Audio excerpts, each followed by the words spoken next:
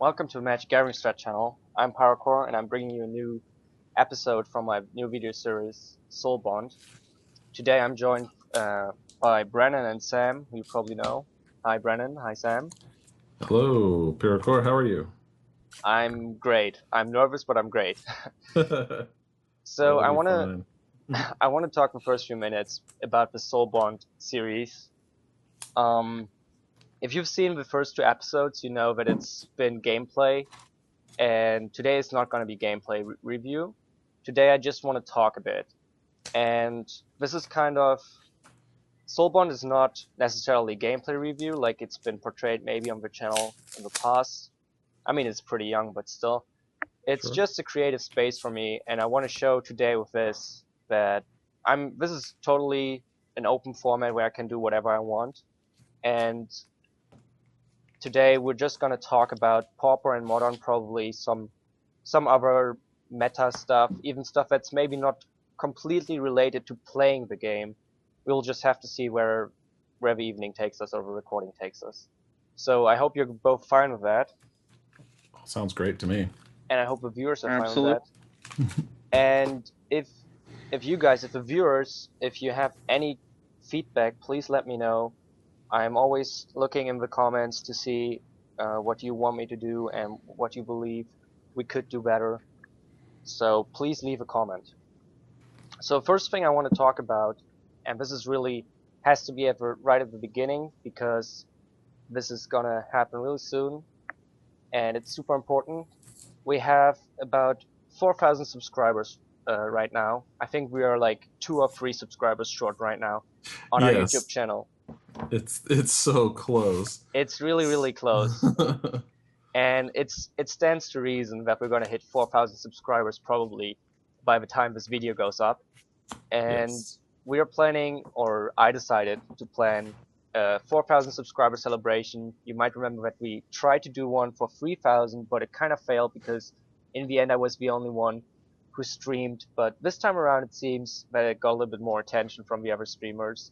And we're gonna have a celebration happening on Friday, June 26th. You can see everything here. It's gonna be a great thing. I'm gonna be streaming a modern festival, which are the new 5 Swiss round modern events. I'm gonna be followed by Bava playing a Pauper daily, hopefully. If you look at the times, if my event goes very late, then you might miss the first round from Bava. But chances are that I'm gonna be able to finish after round 4 if I lose a lot. And after that, there might be some downtime. We'll have to see. There's probably like 2 hour downtime between Pauper daily from Bava and Pauper daily from MTG XOR. Maybe I will jump in and play an 8-man or something to fill that. The idea is to keep the stream going the whole time. And yeah, then there will be a third event, Pauper Daily with MTG XOR. I don't know which deck he will be playing, but he has a lot of decks. And I also don't know which deck Bauer will be playing. I will be playing Mono Bluetron for the Modern Festival though. And if you look at the time, the stream will probably be on for like 10 hours, 12 hours, something like that. It's really gonna be a big, or the biggest thing we've done so far on Twitch, and I would really like if as many of you could stop by. I think because it's like 10, 12 hours, even people in the US, they can catch the end of it. The people in Europe, they can, watch the beginning. And I think it's really a great thing for the channel and for the Twitch channel in particular. Yeah, I do too. I was really glad that you kind of took the reins to get us moving on doing more Twitch stuff because that's something that we have needed to move into for a while. It's clear that live stream is, the future of all esports, and if we want to succeed, then that's something we really got to get into. And I'm glad you did it. Well, I've talked about this before, that I was kind of in on the ground floor as a viewer, not as a streamer, but I was very early on Twitch and on other streaming competitors back then, which kind of all failed. I'm really passionate about streaming, about the interaction, about being so close to the content creators, something that you just cannot have with TV. I mean, you just cannot have a casual chat with, Mhm. like, I don't know, David Letterman, right? It just doesn't work that way. And I really am in love with streaming. I'm trying to grow streaming, and I'm super hyped for this. If someday I want to have this happen every day, someday I would like to have our stream run every single day for 8 hours and have 3 different streamers on, so nobody has to work too much. But we're just gonna have this happen now for the first time, and I hope that we get a lot of viewers.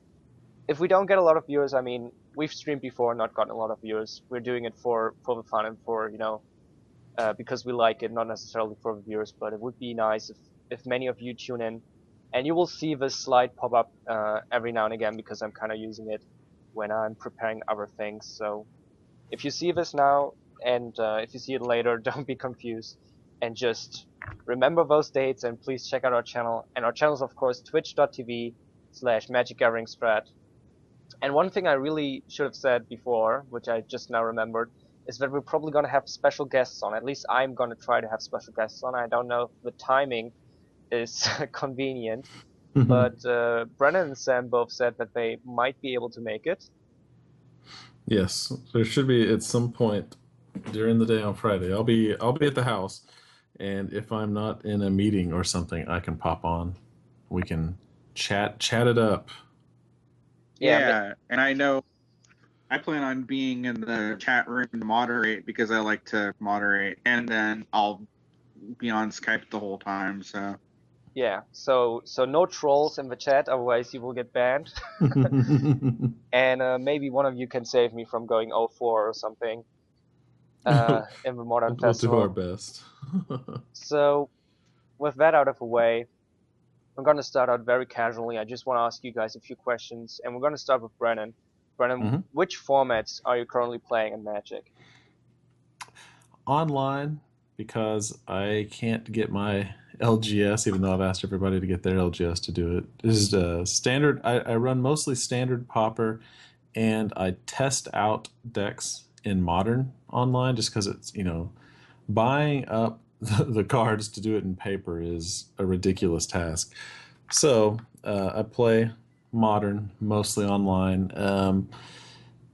Right now, I have what's been referred to as the hyper heroic. Oliver Law did a series on it, and it was one that I had seen before, and he just happened to have done that one. So that was very interesting to me because it was so similar to the standard deck I was running. That's what I had been taking to F&M. Basically just the heroic deck running Monastery Swift Spears and just growing and bashing in. It's kind of like you try to win by turn 4. If it goes much longer, you have 0 late game. But since it's Modern, one of the cool things is you have access to a lot more really powerful spells, as Modern is, and it really puts the deck over the top. There are times when you can, it's I'd say only about 10% of the time you can actually win on turn 3 if you have the Swift Spear out and the Kiln Fiend, and you've thrown enough instants or whatnot into the bin. Sometimes you can cast oh gosh, what's that spell? Team Battle Rage? Teamer Battle Rage or Become Immense, yes. Yeah, those two, yeah, you're winning. If you're getting double strike, 6+6, and trample, yeah, it's over. So yeah, Kiln Fiend. Oh my gosh, has it really gone up that much in price? I think crazy. I have a list. I'm gonna put a list up. Maybe you can confirm whether or not that's roughly Blistering the list Rage you're playing. Because this is the list that I play. Mm-hmm. And Brute Force. Yeah. Everything but Desperate Ritual. Everything but Desperate Ritual. Okay. I don't play Desperate. Let me see what I play. But it's a rough idea, and I've seen this deck before, and I think what's his name? Travis Wu, I think, came up with this deck, and I think he called it Dirty Red, if I recall, and it can be really fast. I mean, it's really actually consistent in a way. You might look at this deck and think, well, this is tier 3. Nobody will play this in a serious game, and you should not underestimate this deck. No. And it's seriously very, very fast. You only have to cast 1 or 2 spells to be able to Teemo Battle Rage for lethal with the Kiln Fiend, And even if you don't have a Kiln Fiend, just with a Blister Courier or Monastery Swift Sprout, you can very easily attack for lethal turn. Well, maybe not turn 2, but turn 3. Right. And the real problem is that your hand is just empty so fast, and if your creature gets removed when it's like should be attacking for 18 or 20, you probably lose the game. But you have Apostle's Blessing and ways to deal with that. So Exactly. and Yeah. some of the best removal in the format, Bolt, doesn't really do anything because you just give it like +3/+3. Right. And it's big enough. Yeah, and it's a really cheap deck. So if you're looking to just play some modern, pick this deck up. I mean, online it's 11 tickets. That's pretty much nothing. And all of these cards can only go up. I mean, there's not a single card in here which you could buy, and then you would lose money. Right. Manamorphose has the biggest potential to go down a little, but unless they reprint it, well, yeah, it's going to be there for a while. Sure, but do we really see a reprint for this in the future? I don't No. think so. I don't think this is Modern Masters 2017. Yeah, this is gonna take a while. So no classic Pauper, right? I haven't been playing any classic Pauper in a while. So when I do play, I played for the League. I played the Deluxecoif's White Weenie deck, kind of the tokensy protection from black build that he built. I went 3-1, didn't make top 8. Both Bava and I were numbers 9 and 10, thanks to the ye old tiebreakers. So well, I'm still in it, and I'm still I'm currently in the match for third place. I didn't make the finals, but I made the match for third place. Which nice. I have to play it this week, I guess. Right. Okay, let's talk to Sam a bit. Sam, what's your favorite format, or which format are you playing right now, I should say? Well, my laptop died, so I'm not currently playing online. So I have to get that taken care of. But I play standard, Pauper. I love modern, but the investment's just too steep. Yeah. So, and then my favorite format has become Cube. Because Cube is awesome, and I don't think I'm going to get my laptop running while the holiday Cube is still going on, which is really disappointing because I love the holiday Cube online. Yeah, I kind of try to do everything but standard and the really expensive Eternal formats because they're bonkers, insane, pricey online even. If I ran modern, if I had a modern deck, it would probably be the red-green Tron that Dan plays, just simply because I like the big mana decks. I run Tron pretty much wherever I can. The Teamer Tron and Pauper is an amazing deck. Deluxecoif actually built a build of it with Maul Splicer and like one Crusher, and I think it's just an amazing build. So. Yeah, I think Tron is really, really good in Pauper, and I also think the Tron deck in Modern is really interesting. And I mean, of course, I play Tron myself, but it's a really different deck. But I also think the red-green Tron deck is really interesting. And you've been if you say Cube, you mean the online Cube? I Cube online. I like when Wizards, the Holiday Cube, which is the powered Cube. They're bringing it back before Origins comes out.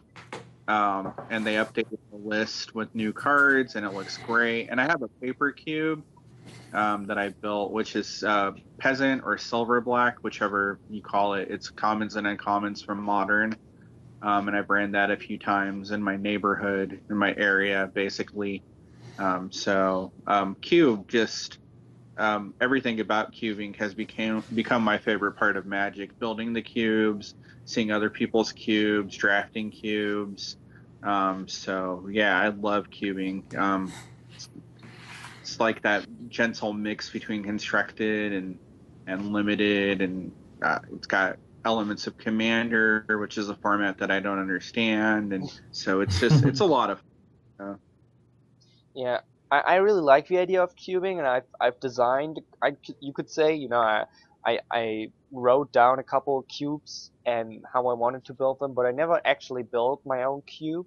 And I think mostly it's because I really would want to play it online, and the current client doesn't really give you the option to do this, design your own cube and play it with a couple of friends. And I think this is something they could really add. They could add a way where you can like design your own cube, and then you create your own lobby, and it could be for free, or it could be like it costs like, I don't know, 5 tickets for all the, like, for the guy who makes the whole thing, and then he can invite 7 friends, and they do an 8-man cube draft of their own design cube. I think that would be really great and something they could do. But I mean, that's probably something we're not going to see in at least a few years, or probably never online. But I think that's something where the online client just really lacks some of the things which you can do in real life.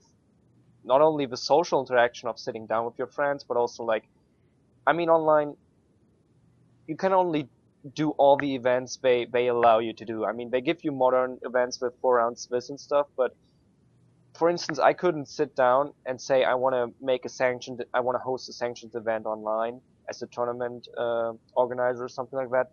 You're very Right. restricted in that sense. And I mean, we see player run events, but really everybody who's played in a player run event knows just how much effort the hosts have to go through, and at some point that's just too annoying, right? Exactly. And to kind of further your point is they've made a huge effort in letting game stores decide what they run on F&M. Yeah. But there is no F&M or anything like it online. Why couldn't it be Thursday or Monday or something to do exactly what you said? Why can't people organize their own thing? Still, if Wizards wants their VIG, we can you can charge some X amount of tickets to create, like you said, to create the cube or to run a standard Pauper event, or any kind of event that is run by the players. Now you're not gonna. We couldn't do like Wizards prize support, but you could get a report from that event, and you're not going to have to sit there and have people say, "Oh, I went 2-1, blah blah blah." It could all be done automatically in the client, and if you wanted to do your own prize support outside, like a lot of the PREs have done, the person who organized it would just simply get a report, and the matches would go up. They're already putting leagues into the client. If the only leagues that are going to be available are just Wizard-supported leagues, I guess that's okay, but it seems like a prime opportunity to give outside people the ability to run their own events in the client-supported. Yeah, and I mean, they've been looking at a way to make Phantom, or to remodel Phantom Points, because they are not really sure what they want Phantom Points to be. And I mean, that would be a great way, I think, to make Phantom Points something you could spend on your like custom events, or custom whatever you want to call it in the end. And you could pay out Phantom Points again, because Phantom Points don't really have a real value. You cannot buy boosters with Phantom Points. All you can do with Phantom Points is kind of spend them on some special events or something. And it could very easily be that that the sum total of price Phantom Points paid out in a custom event are exactly how many went in, because they wouldn't really worry about Phantom Point inflation. It wouldn't bother anyone. Right. And and I mean, there's good third-party sites out there like Tapped Out and Gatherlink, the PDC Challenge website.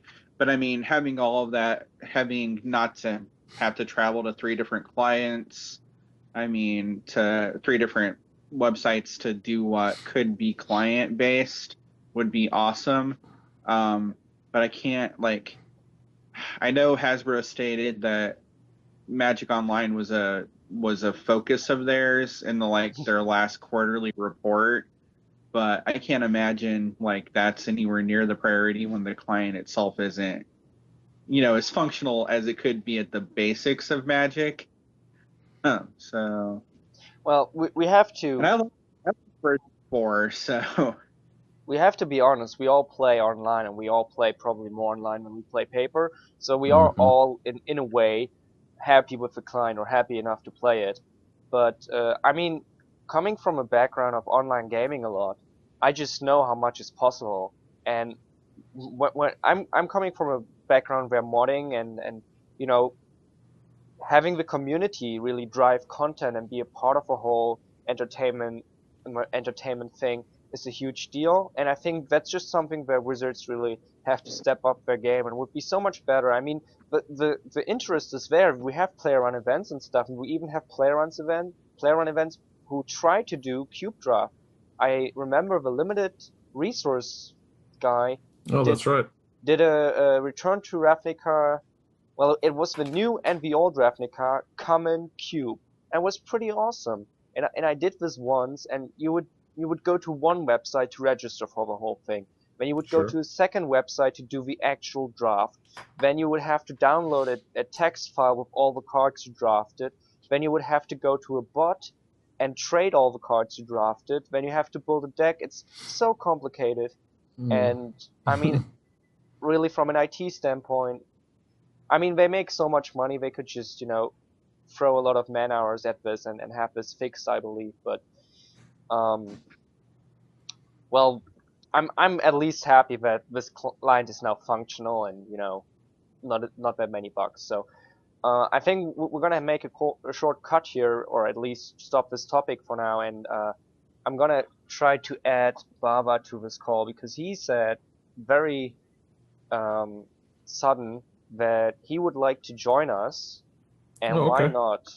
Well, I pulled Sure. him in. Let's see if he's gonna answer.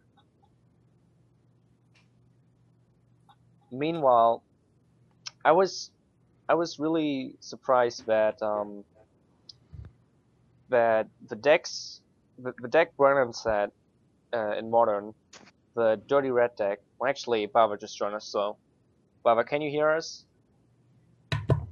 Yeah, I can hear you guys fine. Well, yeah, you're fine too. So I guess I have to ask you the same question now, otherwise it would be unfair. So we've been, well, I can't recap everything we've talked about. You will get it. So I would like to ask you about which formats do you currently play and which decks in these formats? How long do you have? Just Mostly modern and pauper, and I have lots and lots and lots of decks in both of those formats. I have a white weenie deck in standard and a red aggro deck in standard.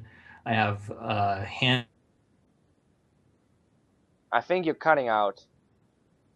All right, sorry, yeah.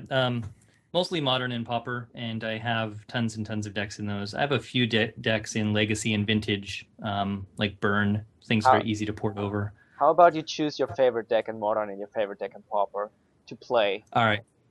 My two favorites in modern are Mono Bluetron and Affinity right now.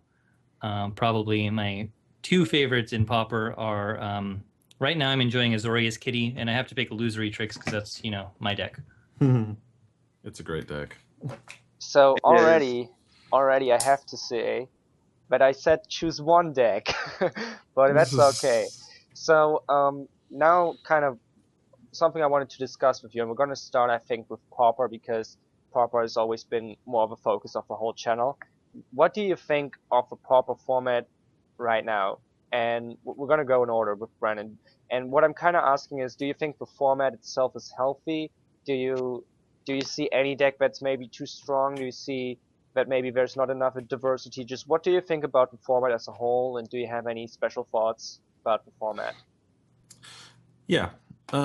I do think that there is lots of room for innovation still. But I think that, as always, you see a deck, rise in popularity, and then the hate rises and it goes down, and it's just this constant back and forth. But it's always the same, I guess we can say, 8 decks. There hasn't been anything super new in Pauper in a while. The one thing I would change, and I think it would change a lot of things, I think other decks could start coming up to the forefront, is to just get rid of Cloud of Fairies. I don't care about Delver. Delver's fine. I just, that one card, Cloud of Fairies, to me, it's too broken, even in an Eternal format like Pauper. Um, I do think that there are, decent decks, and I think there's plenty of ways to get into Pauper if you want to get into Pauper, but I just can't stand how broken Cloud of Fairies can be, and they keep banning things around, Cloud of Fairies. That's like, oh, we banned this thing because once you have infinite mana, you can do this and destroy them or get rid of all their lands. Well, that's fine, but why didn't you just get rid of Cloud of Fairies? That would have fixed a whole problem. You wouldn't have to ban, a lot of storm cards and stuff like that. It's just, I don't know. To me, I think that is the pox right now in Pauper, and I know people will say, "Oh, but that's not the most popular deck right now." Well, it will be. It's just a matter of time. Um, I just think if Cloud of Fairies was not around, there could be a whole new realm of innovation. Interesting. Well, I don't want to rebuttal this right now. We have to give everyone a chance to speak, but Sure. I guess Bava is next, and feel free if you want to maybe tell him why Cloud of Fairies should or should not be banned. I mean, just give us your own thoughts. I agree with a lot of what Brennan just said. If you look at the format staples for Pauper on Goldfish, right next to where you are on the screen here, I think you'll notice that Pauper sort of has a blue problem. If nothing else, and maybe that's just because it's an Eternal format. I think a lot of Eternal formats get more broken blue cards than anything else. You look at Force of Will and Legacy, for instance, and everyone's playing blue because they need Force of Will.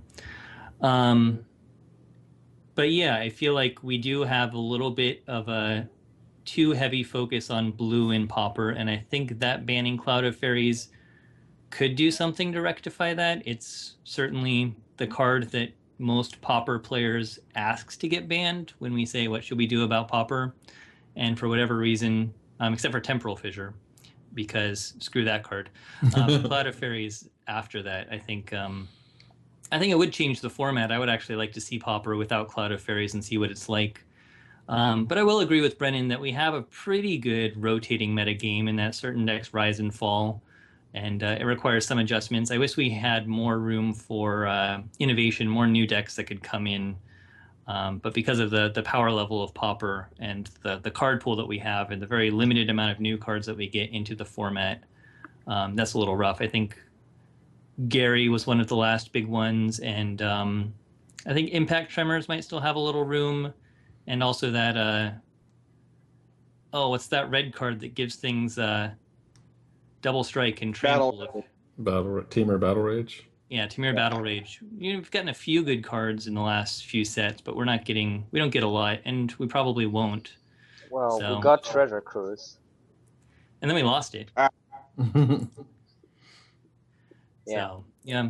So I guess I pretty much agree with Brennan. I'd like to see the format without Cloud of Fairies to see what it's like, but I'm not unhappy with it right now. Well, Brennan said something. I have to ask now before Sam has a go. Brennan said something about things are going up and down. You have these kind of cyclical rock, paper, scissors changes in the meta. You always have a top dog, like the most played deck, and then a deck which is naturally good against that rises up, and the former popular deck falls down, and then the next thing comes up. Really, rock, paper, scissors, cyclical changes. And you said, though, it's always the same, like 8 decks, I think is what you said, right? Yeah, just so that was kind of suggesting that maybe there is a stale component to the meta. Maybe there is not enough diversity. And I guess Bava also said that he also agrees with that. You didn't say it like that, but you said you agree with what he said. So do you also agree with that there's maybe not enough diversity? Yeah, that's kind of what I was going with. I think if certain things were not available, like Cloud of Fairies. I just start there because that's the easy one to pick on.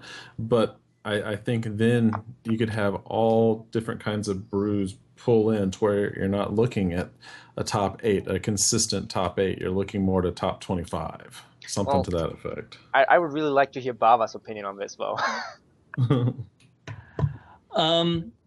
Yeah, and it goes back to my feelings about the card pool and Still going. how little we get. Sorry, I didn't think it would take this long. It's a show. Yeah. Someone's wife is talking to him. Quiet, Sam. Come on. I'm talking now. I thought I hit mute. Sorry, guys. Sam, if you have to go, nobody's gonna be mad, except maybe me. I don't have to go. It's okay. Okay, Bava, go Okay. on. All right, we'll try this again. It goes back to my comments about not having enough new cards being introduced to brew around. I think the format is mostly solved, and so I do feel like it's a little stagnant. For other formats, they get more cards added because they're not just looking at the commons in a set, so they get more. Every new set gives them something different to play with and can change the metagame more than it does in Pauper. So I feel like we're a little more stagnant than other Eternal formats for that reason. Okay, well, I want to get Sam in now. Maybe try to summarize a little bit and don't take quite as long as the other two. I'll try my hardest. Well, okay, so I think what Wizards needs to do, and they do with a lot of other formats, but they don't do with Pauper just because there's not the support there. They take a look at engine cards like Cloud of Fairies, things that run combos and kind of can take a format over. And that's what they should have somebody do. Cloud of Fairies, there's probably a couple engine cards in like Mono Black Control, Affinity, and those are the cards that warp formats like Pod did in Modern. And I know we don't get a lot of new cards into Pauper, but Pauper has a gigantic card pool to begin with. Of course, throughout the history of Magic, commons have been quite often some of the worst cards. Even Eternal commons, counterspell. For every counterspell, there's a card that changes one word on another card for color type or something. So, I mean, the problem is there's the ability to brew a large amount, but brews rarely ever have a large impact, unfortunately. So, Pauper is an interesting format in the fact that I think it could go any which way with a couple like precision bannings, like when they banned the artifact lands to make sure Affinity wouldn't get out of control. I think they need to do something like that. It's just I don't think they have a large incentive to do so. Do you? I love Pauper.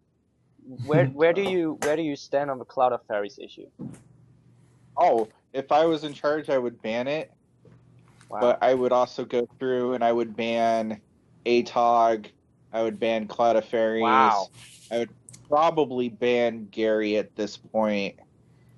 Because I think Mono Black Control is still a deck without Gary. It was a deck before Gary. And I think ATOG gives Affinity too much reach. It lets it win games that it should lose too often. So like I sat down and I kind of looked over Goldfish and I went, if this card wasn't in this deck would be more manageable. And I did that in like the top like 3 decks because that's the top 3, right? Delver, Affinity, and Mono Black Control at any given moment. And losing those cards from those decks would lower the win percentage and allow other decks to be tier 1, basically. Well, I'm gonna have to take a moment here and just apologize to the viewers that I have such an extremist panel today who are all advocating banning Cloud of Fairies, and I have to take, although this would maybe not be my natural position, I just have to balance things out and advocate not banning Cloud of Fairies here for a moment. So first of all, I have to say that I'm really happy with the state of the format right now. I I think the first thing I have to talk about is the diversity issue that was raised by Brennon, that it's always the same, maybe 8 decks.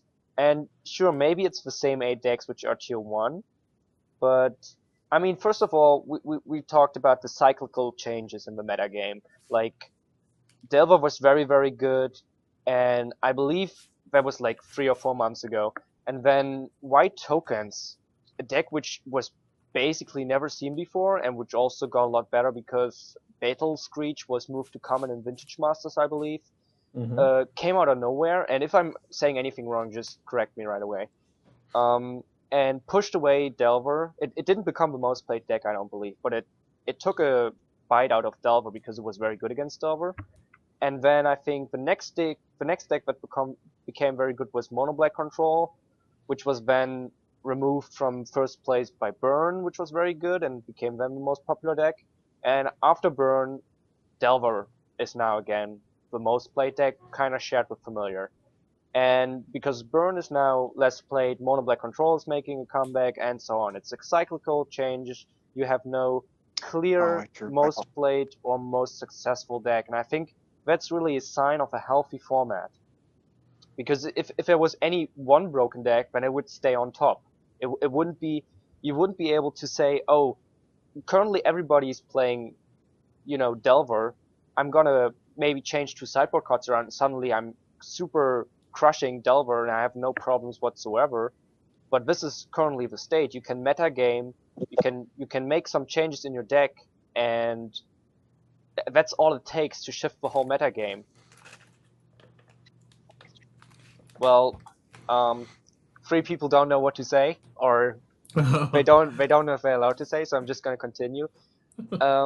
So I think there is diversity, and I think the meta game is correct right now. And then the thing with only the top 8 decks, I think there's an issue across all formats, basically, or even maybe just the Eternal formats.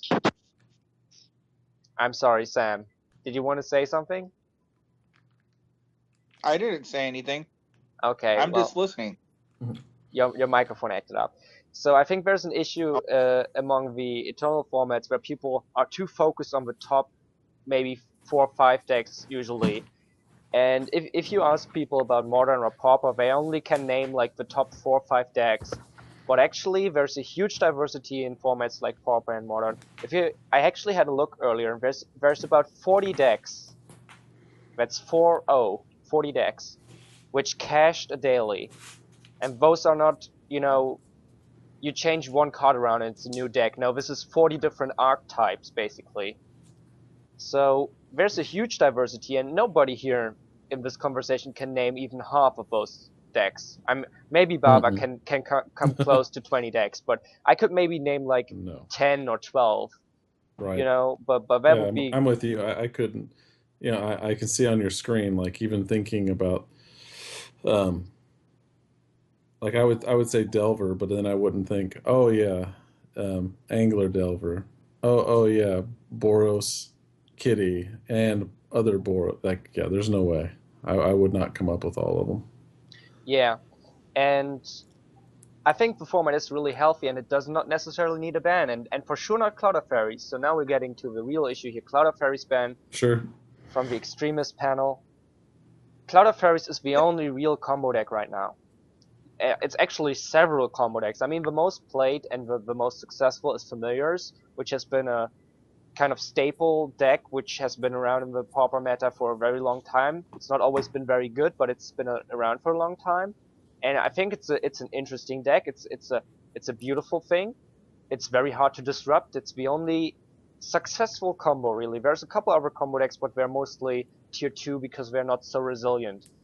And banning Cloud of Fairies will completely destroy Familiars. There will be no coming back, I think, from that ban. The whole deck will be gone. You won't just nerf the deck will be gone. And there's a couple other combo decks, like there's Combo Tron, which also uses Cloud of Fairies to untap Tron lands, generate an infinite amount of mana, and then Carvex Torch for like 20. You would also destroy these decks. All these decks also don't have a backup plan.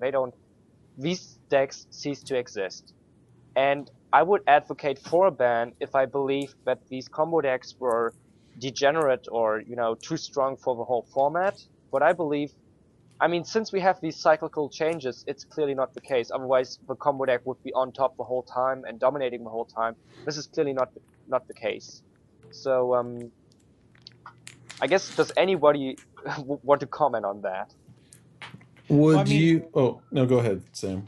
What I would say, and this is the main reason, and I think Cloud of Fairies is too strong in Familiars and Combotron, but my main thing with Cloud of Fairies is always turn 1 Delver into turn 2 Cloud of Fairies with Spell Stutter up.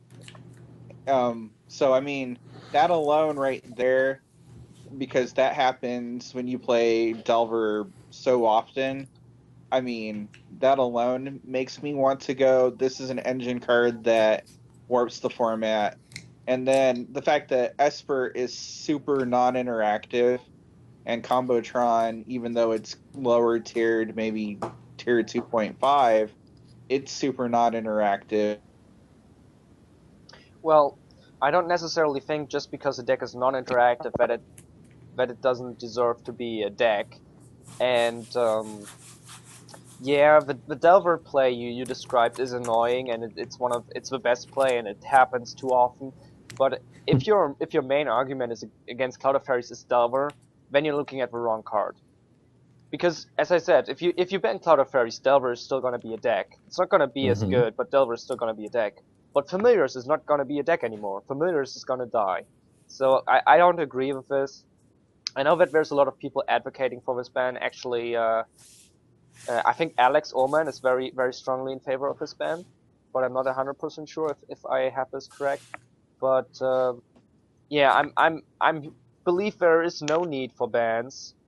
I think the format is healthy, and I mean, I play Banfog, and I have a very hard time against Delver, and I would like to see Delver get, taken down a notch, but I just don't see the card. Which card, other than Cloud of Fairies, could you ban? There's really no obvious option, or any option, I believe. And banning Cloud of Fairies for me would just have a negative impact on the format really. That's my opinion.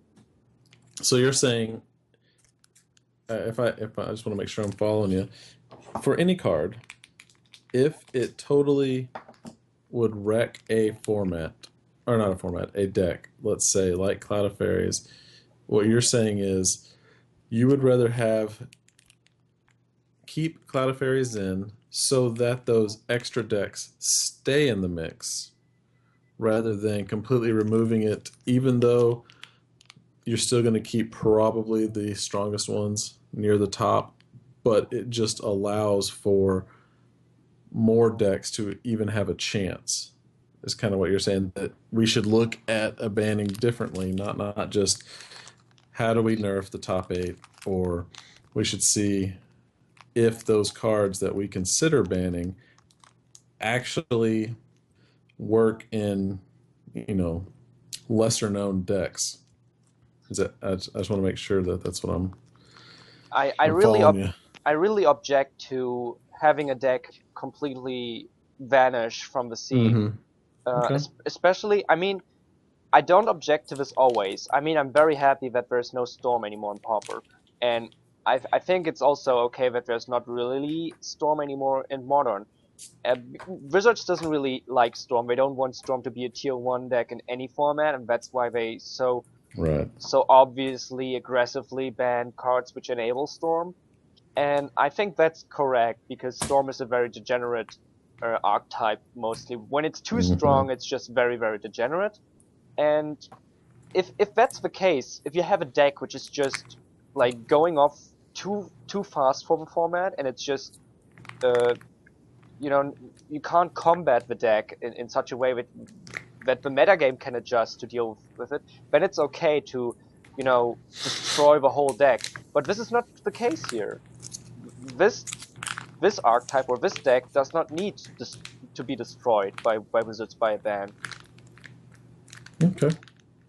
I hear what you're saying. So... No, I hadn't really thought about it that way before. I was only looking at, and like we all do, my view, as in, you know, what I see when I played and when I played a lot. That's where I was coming from. But yeah, I can see where you're at on this. And Would you go on. consider unbanning something that is currently banned to introduce another like a new twist, or have bans not be forever? I guess is what I'm getting at. That's a fun question. That really depends on the format. I don't believe that it's a good decision in Pauper right now. I Mm-hmm. don't know every single card on the Pauper ban list, but like Frantic Search just looks too much like Cloud of Fairies. Treasure Cruise, obviously, it's still in recent memory, and I think most of the other cards are pretty broken. Bava, I can think you? I Yeah, think that if we're gonna unban something and possibly, first off, I'm gonna disagree with Pyrocore again, and I'm gonna say that Esper Familiars is broken, and we should get rid of that deck, much like we got rid of Temporal Fissure. I feel like it's a busted deck. If you look at the win percentage for that list, it's way too high. The only reason it's not dominating is because people self-police to some extent and they don't play it. We only have a very few amount of people to play it, but the people that do play it win way too much with this list. That said, if we're not going to ban something, I think that possibly unbanning Empty the Warrens could be interesting. What? well, Really? I could see it. I could see it. If you don't have other enablers, I could see it. But it's, I mean, you would have to think about it this very hard. Look really at the cards which are available. And I really, Storm is not currently a deck. I don't know how you would build a Storm deck right now in Pauper, which cards are available. So maybe it's possible to make a Storm deck. Maybe that Storm deck would be too strong. I don't know. I would have to look at the cards, but I could definitely see unbanning something like Empty Pavons. Yeah. Okay, I'm really happy that Bava talked a little bit about Cloud of Fairies, but we got to see the different opinions there. And I think if you argue that way, then it's a good reason. Then you have a good reason. If you actually make that argument that you believe that Familiars is too strong and that the deck needs to go. But you can't argue that, in my opinion, that Delver is too strong. Well, about the unbannings again, I think you should probably revisit things you've banned like years ago after a while and think about it again. But I'm sure the Wizards people do this. Maybe not for Pauper because we don't care about Pauper, but for the other formats. But as I said, in Pauper, I think currently we don't really need something banned. Something that we need, though, in my opinion, and we've talked about this a little bit earlier, was said by Bava, is new cards into the format. And we Yes. are getting comments, obviously. We're getting a lot of comments, but most of the comments we get are like vanilla creatures, or they are vanilla creatures with prowess, or vanilla creatures with, I don't know, some kind of effect. When it enters the battlefield, scry one. So it's really just, I would call this like vanilla plus one. It has these creatures or these cards. They have interesting small abilities, but they're so simple, so small that it's very tough to build an interesting deck or a good deck with them. Like, I mean, if you look at the cards we got, which see play, it's very simple cards. It's Timor Battle Rage. Give a creature Right. double stripe. It's not that big a deal, right? And I mean, what I'm talking about here is New World Order. If you don't know it, it's basically a thing that Mark Rosewater came up, or the people at R&D, which says that commons should be easy to understand. Commons shouldn't have a lot of rule text. Commons should be just very simple cards. And if you have a card which does something crazy, it has to be rare. You can't have a card like Possibility Storms, which has like 500 words rule text, uncommon. Right, because everything commons are 100% now designed for limited. There's like no constructed thought put into making something common. It's and if we're going to keep doing that, then it's going to be very rarely that we're going to get something like we can kind of go through with what did we get in the past, I don't know, 6 sets. Okay, we got Drenner. Yeah, but is that going to be eternal though? We got Angler. We got Battle Rage. We got Treasure Cruise that came and went. We got Gary. Gary's from Theros. I think you I'm can. trying to. I think you can say we basically only got Gary, and then we got mistakes. We got cards which have Delve on them, and our R&D just wasn't aware how good Delve is. Yep, I agree. I mean, the cards which have Delve on them, they are very, very simple. They are like just draw and Delve. It doesn't get more simple than that. And I mean, we didn't get Dig Through Time. We got Treasure Cruise. Imagine if we had gotten Dig Through Time. That would have been fun, and maybe even less playable because of double blue. It wouldn't have been so easy to splash. And I mean, all the other Delve things, it's just vanilla creatures with Delve. And then Gary is really the only thing which stands out, which is kind of... Gary is a cool card. I like Gary, and I think Gary is a great addition to the format. It actually made Mono Black Control, which was only tier 1.5, to a tier 1 deck, and I really like Gary, but that's like one great card in like 2 years worth of comments. Well, we get a few. I think the issue is that each set we only get, like, if we're lucky, any given set will give us 3 or 4 cards into the pool, which is it's on a good day. So we got Chainer's Edict got bumped down to common. That was another MBC win. You know, we did get Delver of Secrets and Innistrad, and that made an archetype. That's like 5 years ago. I know. Right. I just remember Innistrad so fondly. It seems like yesterday. But yeah, we don't get a lot. We get a few every set, but it's not enough to change the format when new sets come out, which is a shame. I want to go even further. We get like 2 to 3 cards a block normally in Pauper. It's not even a set. Like when you actually kind of stop and crunch the numbers, like Innistrad, what else do we get besides Delver? What do we get from Return to Ravnica? All. I mean, Nivik Cyclops. The Cyclops to strengthen up the Fiend deck. So they can run that instead of running Lee Dragonauts. Electrickery in a sideboard, I guess. Oh, that's true. Electrickery. Electrickery is a good sideboard card, but I mean, it doesn't drive a deck type by any means. So, I mean, but with their design, occasionally we're going to get something that has the flavor of the block. And maybe with the 2-block system coming up, the 2-set system coming up, we'll get more and more often because they're going to have to really give a lot more punch to each individual set into the blocks now, instead of having it diluted out over 3 sets. So hopefully that will actually drive more cards into the format, because they're going to have to do a lot more at common to prove their themes, like Morrow says he needs to do, or designers need to do. So hopefully that will help out. So, well, it seems that we all agree that there's too few cards, playable cards at least, coming into the format. That's something where Wizards has to look at, and I think it's a thing they're not gonna do, simply because the design they are doing is working very well for standard and for limited, and they're not gonna screw around with the formula to make Pauper better.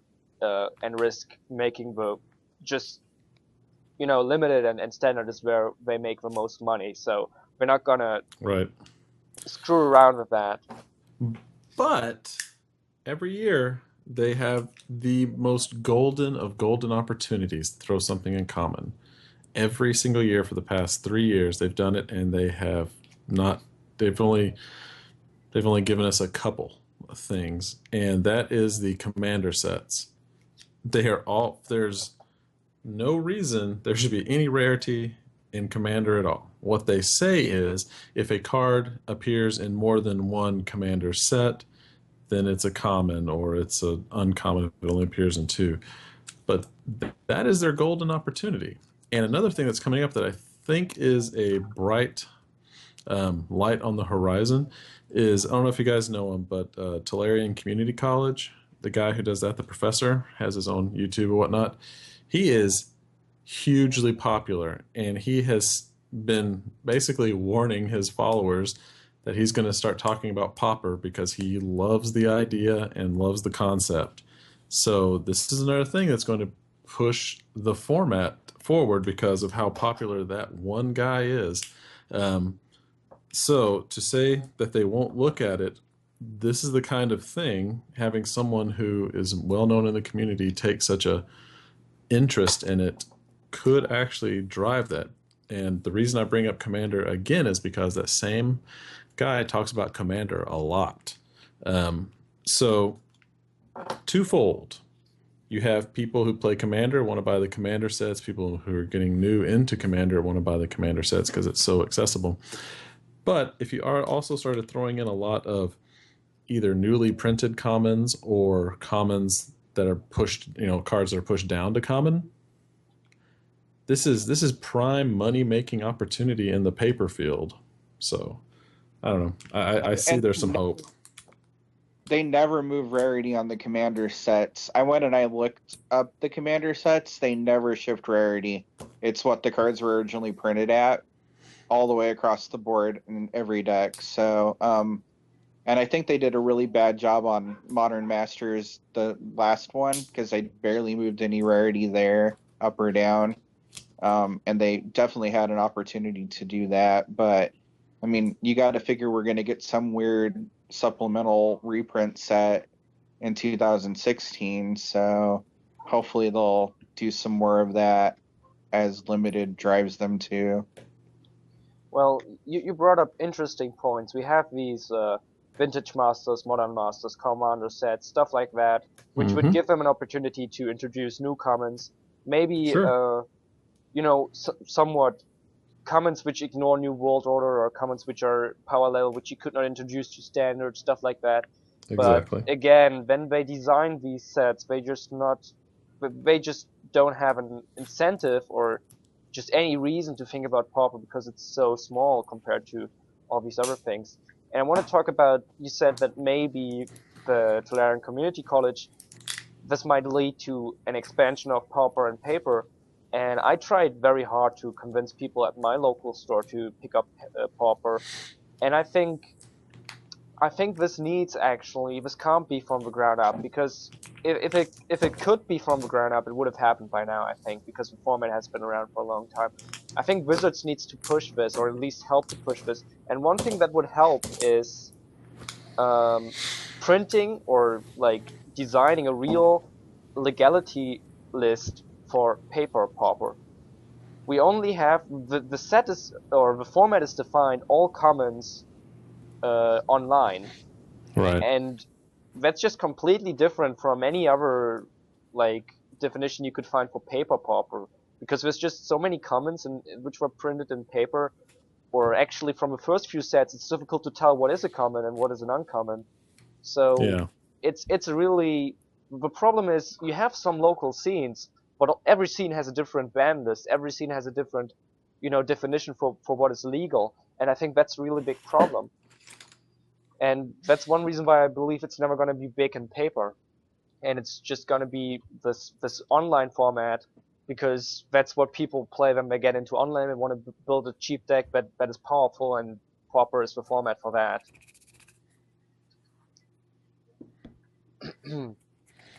Well, I think we talked about Pauper now for a long time. Does any one of you have any special Pauper thoughts they want to bring in before we maybe switch to Modern? No, I guess one thing. No, Bava, go on.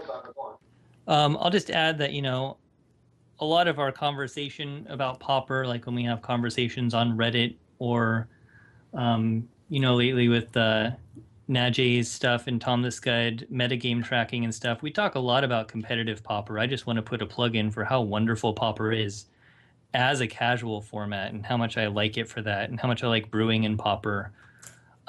in a non-competitive environment. There's a lot of fun decks that you can play with commons. It got me into Magic Online because, yeah, I can have a crazy idea and put a deck together for $1, and I can be playing it in 10 minutes, and I think that's fantastic. So any gripes I ever have with Pauper are always just about the competitive metagame, but I really, really love Pauper for casual play.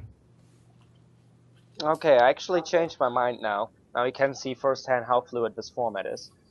I mean, the Soulbond format. We're not going to go over to Modern. We're actually going to stay with Pauper. And we're going to have a look at a new deck. So we talked to, I think Brennon talked earlier about how he thinks there's still room to explore, that it's not completely solved. Or maybe he said the opposite.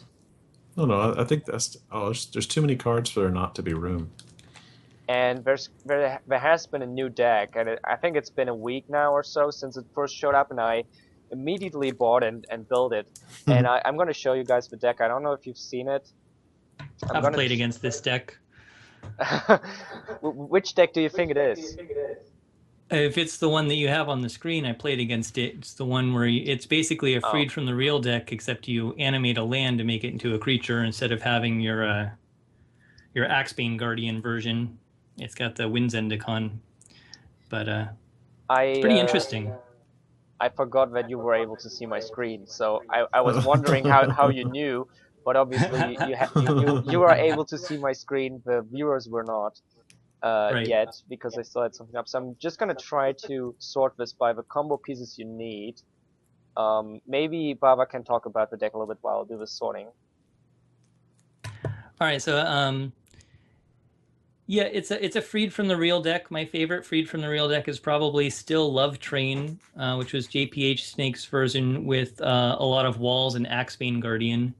So this one, instead of having Axebane Guardian, basically you have a lot of the the version you have just has the Boilerworks. I've seen the ones that have other of the Karu lands aside from Boilerworks in them as well. Basically, you make lands that create lots of extra mana. You cast a Wind's End icon on one of those buff land so that it's a creature, and then you can use Freed from the Real to enchant it, and you can spend 1 blue to untap it. You can tap it for a lot of mana because it's this giant land with these enchantments on it, and you have an infinite mana engine, and then you can do broken things. So you've got Pyromatics in here, which replicates, so you can just replicate that 20 times to do 20 damage to the face. And then there's the Flame Wave Invoker, which is also infinite mana engine on his own. You just need 32 mana, nothing big, to deal 20 to the face with him. So it's an infinite mana combo deck using Freed from the Real. We've seen various iterations of Freed from the Real combo decks. This one's interesting. I like the idea of it. I don't know if it's better than the Axebane Guardian version. I don't know either, but well, I just want to go over real quick again. This is really a combo deck which has lots of combo pieces. So you have 3 big combo pieces. The first one is you have to get a fertile ground on a land, or actually, I guess you could also just have a Boilerworks. So you need a way to generate at least 2 mana by tapping a land. So you can have a Boilerworks, or you can have fertile ground. This is the first part of the combo. The second part of the combo is making that land into a creature, and for that you have Zendikon and Lifespark Spellbomb. And then the third part is Freed from Real to generate an unlimited amount of mana, like Bava already said, and then you have 3 different win conditions. So it seems like a combo which needs 4 different pieces. So it seems instinctively bad in that way, that you just have to have all these 4 different things. When are you ever gonna draw them? And since there's so many cards already committed to the combo, you don't have that much stuff to draw into or to protect it. But the real thing is, this deck actually works quite well. And there's just so much redundancy and tutoring here. I mean, let's look at this. For instance, we have 3 Trinket Mages here, and Trinket Mage can get so many things.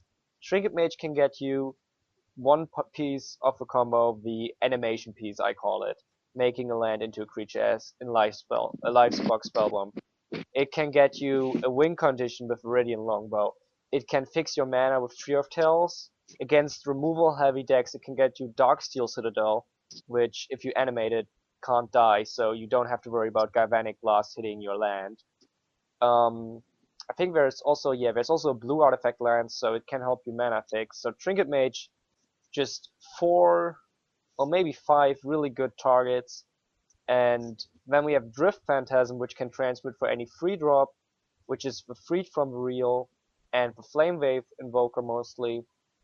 And then we have Muddle, which can transmit into Fertile Ground, and into Pyromatics, and sometimes I suppose into Moment's Peace, which is really just here to buy some time against the creature-based decks. And then we have one more card which you have to talk about, Giga Drowse here. Really great card. I've seen this card in modern combo decks, in Possibility Storm actually, used against me just to tap. If you're playing against blue or just any other deck which might interact with you, you use this in the end step, in the opponent's end step before you want to go off to tap down all his mana, or at least maybe all the blue sources or all the black sources or whatever you care about, and then you're pretty much safe to go off the next turn. And this deck, I tried this out, and I thought it would be horrible. I thought this would be tier 3-ish, but it's really... First of all, it's really tough to play, because you have so much tutoring, so much redundancy. It's really tough to tell what to get, and it's really consistent because of all this redundancy and all the different things you can get. And I mean, you have 8 really good draw spells here too, so the real difficult thing is if you try to go off and you fail for whatever reason, you have a very hard time, because you lose so many cards. Usually, if you try to go off and they disrupt you, you lose your land, at least 1 Fertile Ground, you lose your Wind Zendikon or your Spellbomb, and a Freed from the Real. So you're down like 3 or 4 cards. It's very, very tough to come back from that. So I think the biggest problem with this deck is really learning it and knowing when you can go off, and knowing how much time can you buy with maybe Moment's Peace or something like that. Because sometimes you might be able to go off like turn 5, but it's the correct play to wait 1 more turn, so you maybe, you have more mana open or whatever. And this is a new deck. I've never seen this deck before. I don't think this deck existed before. I mean, Freed from the Real combo decks existed before, but this is actually a new deck, and it has Cash the Daily, I think, twice now. Oh, that's awesome. Have you played Love Train previously? No, I've never played a Freed from the Real deck before. I've seen one, but I've never played them before. I mean, you should try Love Train out. It's very similar, pretty redundant. It has a lot of overlapping cards like Drift and then Trinket Mage. And if you like that particular build, Love Train is a really fun, amazing deck to play. JPS Snake is a great brewer. And so, yeah, I would suggest that. On that note, though, I do have to go, guys. It is almost 6:30. That's fine. It's been fun talking to everybody. Yeah, great. About my good format. So. Cool, Okay. Sam. Hey, have a fun rest of the show. I can't wait to listen, okay? Sure. Bye, guys. Bye. Well, finally he's gone. Now we can start with real show. No. So, yeah, I just picked this deck because I think it's a great example of really that there's still design space open in the format, that there's still new decks, and that these new decks can actually also perform. And I mean, actually, we talked about white tokens before, and Bava, you've been playing more Pauper than I have. I don't believe white tokens used to be a deck before, like, I don't know, 3 or 4 months ago, was it? Just a minute, guys. I'll be right back. Sorry. I'm trying. I'm really trying to provide you the best content possible. So I'm just gonna tell what I believe is the truth. I don't believe white tokens used to be a deck, and it turned out to be a deck after Battle Screech was printed. Right. Yeah, I'm sorry. It's basically a more resilient version of White Weenies. It's a little more explosive, so it kind of fills that same space that White Weenies used to fill, including the same good Delver matchup, which is why, like, Jason Moore, whenever he talked about Pauper, he always had a big old White Weenie crush. which made sense because Delver's always been a top deck and White Weenie's always been good against Delver. And I think getting Battle Screech just made White Weenies better in a tokens iteration.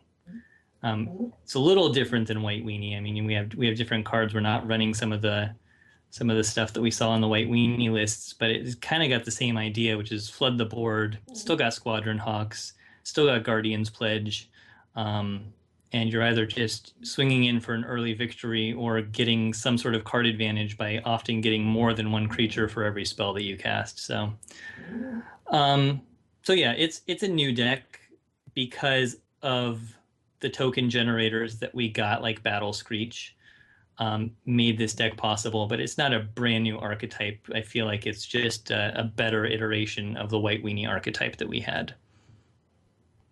Okay, so you're making the argument that it's not really a new deck, it's just an improvement upon an old deck.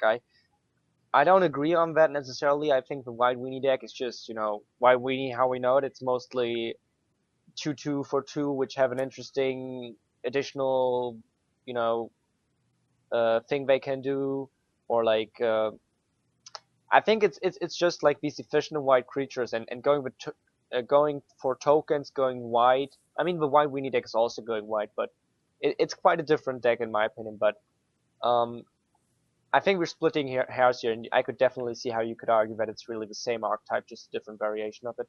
But it's still, I mean, even White Weenie wasn't that good of a deck. I mean, it certainly was playable. It was probably tier 2, but white tokens turned out to be really, really good for a while. Yeah, and I think tokens is still a great call. Deluxikov posted today on Facebook that so long as Delver's there, take your white tokens list into the daily events, because the bigger Delver is, the better you're going to do in any daily event with a white tokens list, because it just stomps Delver. Yeah. I have to say that if I had started with the White Weenie deck that Deluxikov had done instead of my Turbo Delve, even though I think Turbo Delve is way more fun, I think I may have gone 4-0 in the league, just because of just how it seems, how meta it seems right now as far as its matchups. But yeah, this White Weenie deck, because I played when I first started Pauper, that was the deck I built. One of the decks I built first was White Weenie. I even built it in paper before I really knew much about what was going on in the real paper world. But this version just blows that one out of the water. So yeah, I'm much more comfortable saying that this is a good deck than in any of the other iterations I've played.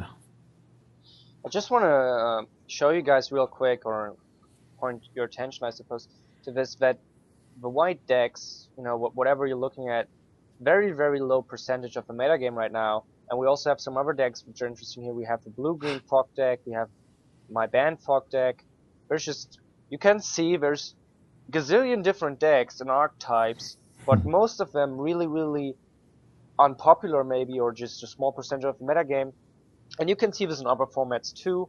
And this is of course why people always only talk about like the top 6 and top 8 decks maybe, but these are the real decks. These decks are not, it's not like these decks are not capable of winning, or these decks have a significantly lower win rate. It's very possible that there's gonna be somebody going 4-0 with one of these decks and creating a hype, and then in maybe 2 weeks from now, one of these decks is the most played and the most successful decks. So, what I would like for people is to stop thinking about a format and only the top 4, top 5, or maybe top 8 decks. The format is really not necessarily all the decks, but there's usually at least 20 or 30 decks in these eternal formats which are playable, and some of these are only like somebody showing this deck on a stream is all some of these decks need to get really, really popular. And a good example for this is Modern, where we have seen this with Ad Nauseam, with the Grizzlebrand deck, and also in Pauper, where I recently did this with Fog in a way, in a much smaller way than the streamers did, or the Grand Prix players did with Griselbrand, but still, just because something is just 1% of a metagame doesn't mean it's a bad deck or that it's not capable of being the best deck in the format. I've been having that experience in Modern with Living End right now, which I feel is a great deck in the Modern metagame. And it gets written off from time to time, but I think it's been really fun for me to play that, and with people playing a lot more Tron because those pieces got cheaper from Modern Masters 2015. I'm like, I'll play the deck that has 4 Fulminator Mage in the main board and blow up all your land all the time. That seems great to me. So I've been having a lot of fun and a lot of luck with Living End. I haven't taken it into a daily event, but just in practice, it's been doing really well. And look, it's down there, under 2% of the meta. Yeah. But it feels like a great deck right now in Modern. And the thing is, though, there's some really good decks here at 1%. I mean, Infect is not a bad deck. I think this is not the real Infect, is it? Wow, it's actually the real Infect at 1%. Okay, so there's some really good decks here at just 1%, and that doesn't mean anything. That doesn't mean anything at all. And there's a lot of people out there who will belittle your deck, just because maybe it's not tier 1, maybe it's tier 1.5 or tier 2, or maybe it's just not popular at the moment. And I don't think that's very good for the community as a whole, and I think people should be more open-minded. I mean, for God's sake, Scapeshift is down here, and Scapeshift, nobody would go around and say that Scapeshift is a non-deck, that Scapeshift is just a pile of cards. Sure, Scapeshift has not been successful or popular the last few months, but Scapeshift has been a staple thing in the archetype, well, not since the beginning, but since they unbanned Valakut, I would say. Well, I don't want to go into Modern here too long. I'm trying to keep this video Pauper, and I think we're going to come to an end soon. But I think the last thing I would like to do is talk about spoilers. Sure. Have you guys looked at the spoilers? Oh yeah, every day. I chomp at the bit, just waiting. Is there for the any spoilers. Is there any card in particular that you would like to talk about that you think stands out? Are we talking about Pauper or anything? There's not much for Pauper. I think Undead Servant's kind of interesting in Pauper. After that, there's the Nissa's land searching card. You can get 3 lands. That's nice. Nissa's Pilgrimage there, and they're both right here next to each other. Yeah, Undead Servant could be fun. I don't know. You really have to try and build around it, but in a Tortured Existence shell, you could have a lot of fun with that card, making black zombie tokens. And it could be a thing. Wow. I'm not sure where Nissa's Pilgrimage fits, possibly with a Retrace deck or a Ramp deck. But those are interesting, at least as far as Pauper is concerned. There's not much else. Right. Infectious Bloodlust looks like an attempt at a red Rancor. Yeah. Yeah, it actually seems playable almost. I just wish it was 1 red. If it was 1 red, yeah, it would be fantastic. Yeah. Yeah, there's definitely some cards which we can't rule out that they won't see any play. I mean, I could see all 3 of these cards seeing play in Pauper at some point. They're probably not gonna make it, but it's not really easy to say right now. And I had a review of the Pauper or the commons, and I think these weren't spoiled then, and I think most of these are unplayable. And since you guys didn't bring up any other common, I don't think we really have to look at them all. But there's one card that has been a little bit interesting, and people have been talking about it a lot, and I'm not sure if you've seen the hype for this card. It's the Undoing, I think. Days Undoing. Days Undoing, yeah, the Time Twister. The card is a little bit crazy, and it says each player shuffles his or her hand and graveyard into his or her library, then draws 7 cards if it's your turn and the turn. It's a 3 mana sorcery. So the card itself doesn't really, at first when I read this card, I didn't really think it was playable. because both players draw 7 cards, and from my perspective, you don't want to spend mana and a turn casting a spell which is not going to give you the advantage. But obviously that line of thought is the wrong one.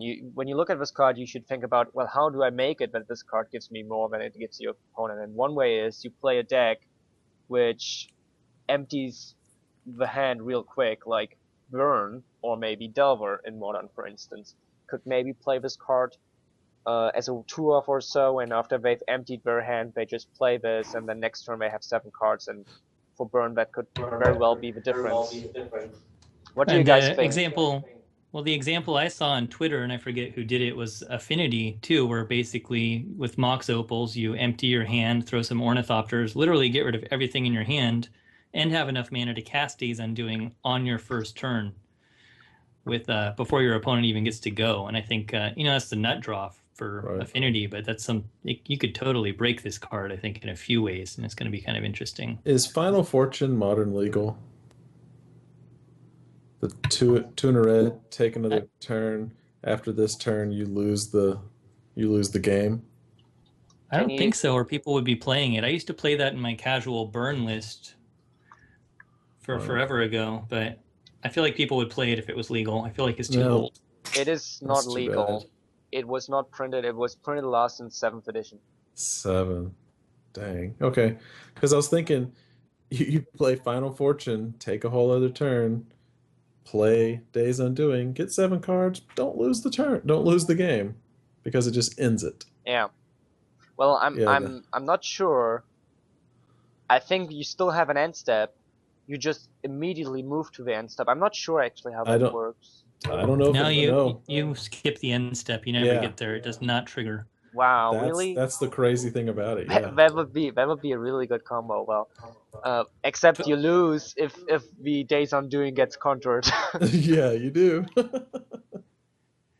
So Final I guess Fortune would be fun with Platinum Angel too.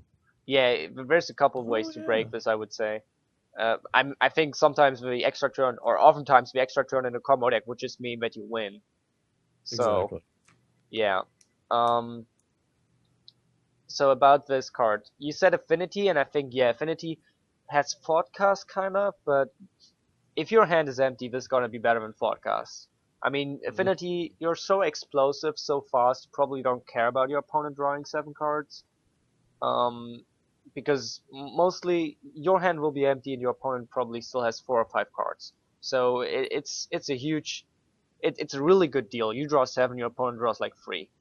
So it's a great card at probably in Affinity, and then maybe in Burn, maybe in Delver. I could see it. Maybe it's too bad. It's always tough to tell this before you actually get to see and test it. And there's also been some talk about playing this with Quicken. I'm not sure if I like Quicken. Quicken shot up in price overnight. Yeah. Which is kind of stupid, but really, that's funny. I mean, this card, it looks really crazy if you start to actually think about how you could abuse this.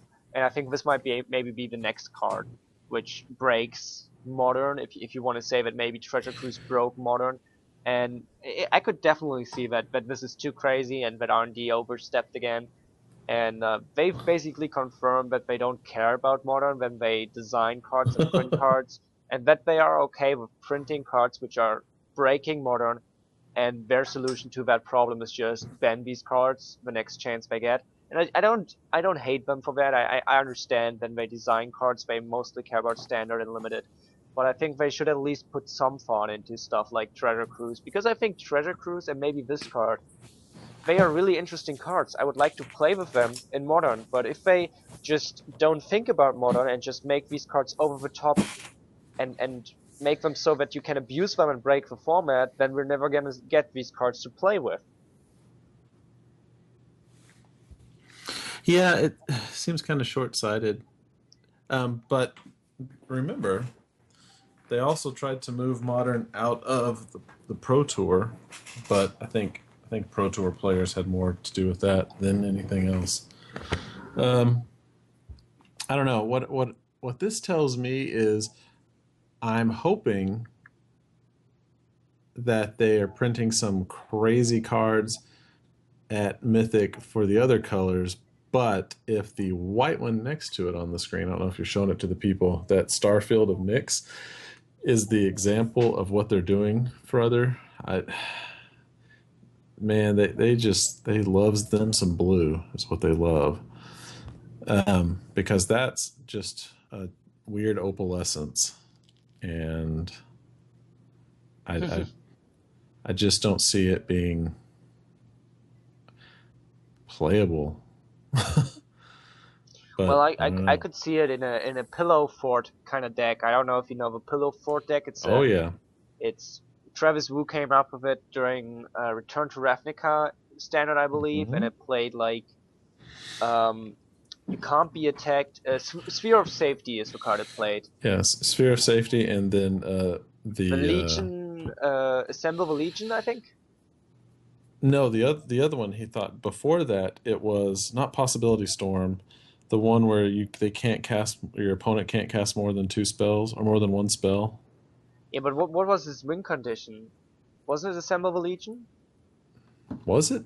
Yeah, I guess it was red white, so maybe it was when because they could never cast another spell, Curse of Exhaustion, and then Oh yeah. Possibility Storm, because they would cast one, it'd go in their deck, and they'd have to cast another one.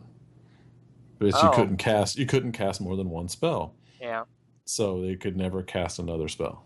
So Starfield of Nyx, really cute. You can probably build a commander deck with this, but probably not good enough for modern or well, it's not gonna be in Pauper. So yeah, I think there's nothing really else to talk about here. I mean, sure we could talk about the planeswalkers, but I think you can really see if you look at the planeswalkers, they were designed for standard. I don't think that maybe they see some modern play, but they're not gonna be like modern staples. And I don't think there's any card which we really need to talk about. I think this is also a good time to end the stream, about 90 minutes.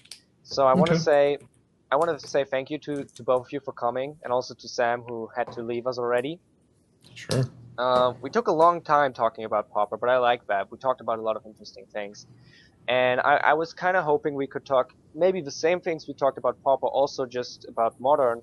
So we will probably have to do another video maybe next week or whenever we find the time, doing kind of the same thing we did today, but instead about talking about Pauper, talking about Modern. And there's also a couple other topics, so maybe if you want, we can do another video. Sure. I'm down for doing another video. It was fun. Well, you guys heard it. If there's no video in like 2 weeks, it It's must my have been fault. no, it must have been my fault because you already said you would make it. So yeah, again, thank you all for coming on, and thanks to the viewers who stuck to the end. I just want to say again, check out the stream which is happening on Friday, which is probably tomorrow for you because the video is probably going to go up on Thursday. And um, if you really stuck to the end, leave a comment, let me know. I'm going to be hugely impressed by that. And leave a comment anyway and tell us what you want to see the next time, what you think we could improve.